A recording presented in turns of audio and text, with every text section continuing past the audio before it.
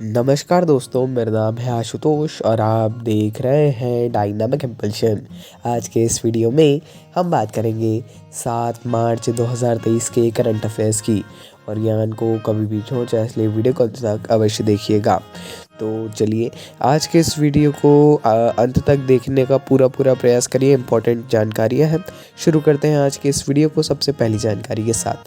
नौसेना कमांडरों के सम्मेलन 2023 का पहला संस्करण भारत के पहले स्वदेशी विमान वाहक INS विक्रांत में शुरू हुआ। सम्मेलन सैन्य सामरिक स्तर पर महत्वपूर्ण सुरक्षा मुद्दों पर चर्चा करने के लिए नौसेना कमांडरों के लिए एक मंच के रूप में कार्य करता है। वही बैठक एक बड़े रूप में और एक मुख्य बैठक होती है नौसेना में ये कमांडरों के सम्मेलन का ये पहला चरण समुद्र में आयोजित किया जा रहा है। आइए आगे बढ़ते हैं। भारतीय नौसेना ने, ये भी दूसरा भारतीय नौसेना से जुड़ा हुई ही जानकारी है।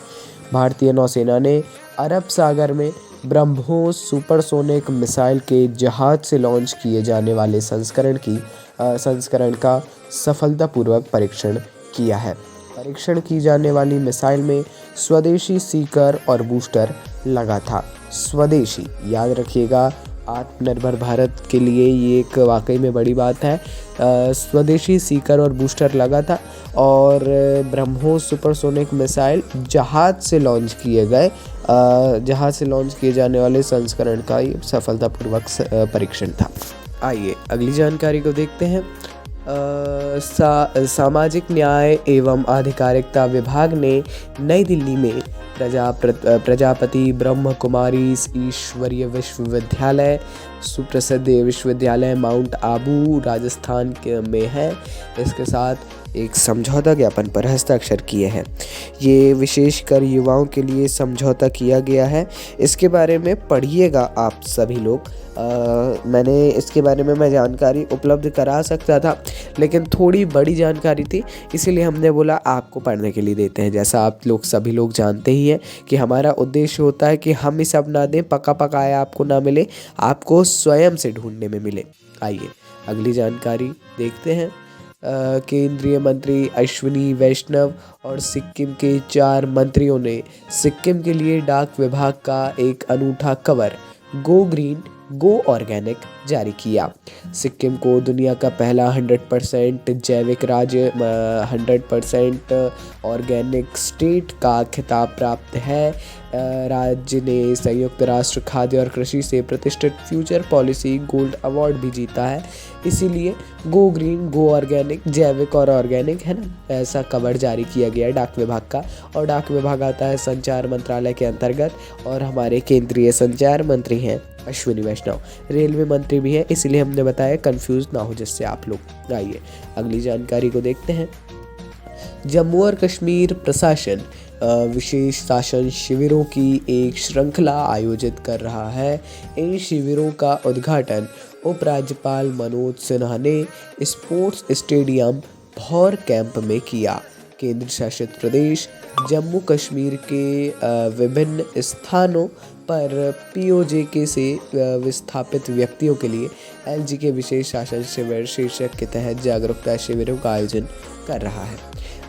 उतना ज़्यादा इम्पोर्टेंट क्वेश्चन ये नहीं है, लेकिन पढ़ लीजिएगा थोड़ा। बाकी ऐसे मेरी ये व्यक्तिगत सलाह होगी कि ना भी पढ़ें अगर, तो भी ये चल जाएगा। चलिए है ना, चलिए अगली जानकारी की ओर बढ़ते हैं। अगली जानकारी को देखते हैं।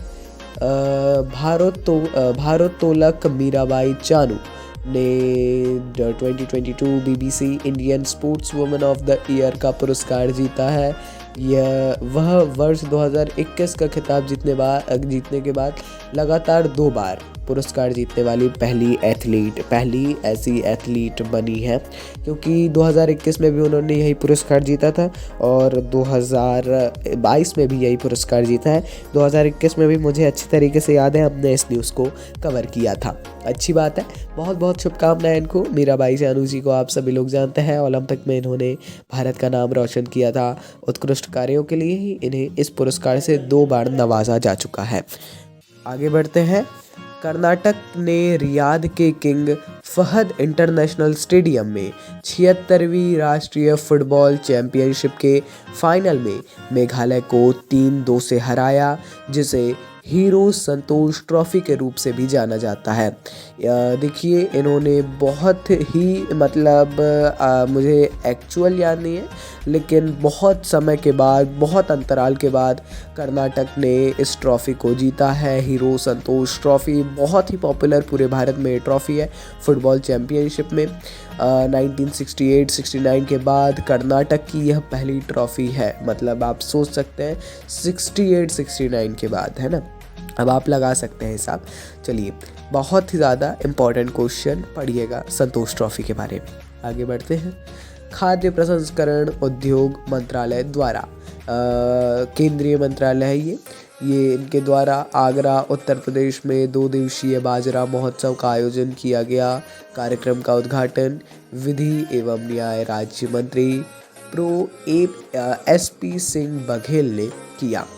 उतना देखिए इम्पोर्टेंट इसलिए है बाजरा, इस पे आजकल बाजरा है, अन्य जो मोटे अनाज हैं मिलेट पे बहुत ज़्यादा फोकस कर रही है केंद्र सरकार भी और राज्य सरकारें भी।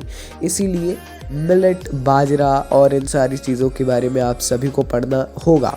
बहुत ही ज़्यादा ये इम्पोर्टेंट टॉपिक है, हॉट टॉपिक है ना, इम्पॉर्टेंट है। इस क्वेश्चन ये भी इम्पॉर्टेंट है, आपके यहाँ पे भी लगे तो अवश्य जाइएगा अगर ऐसा कुछ होता है तो चलिए दोस्तों, ये थी आज के इस वीडियो की अंतिम जानकारी।